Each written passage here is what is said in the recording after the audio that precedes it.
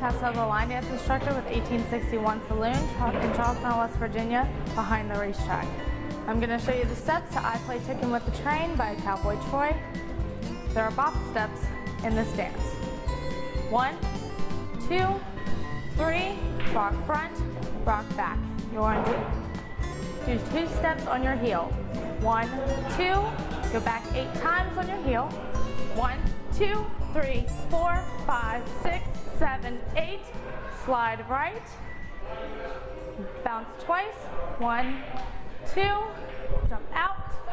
Out to the left. Turn 4 times. 1, 2, 3, 4. Then you're going to start over. Now we're going to go over it again. 1, 2, 3, rock front, rock back. 1, 2, 1, 2, 3, 4, 5, 6, 7, 8. Slide right. 1, 2, out, out left. 1, 2, 3, 4. Now we can start with the music.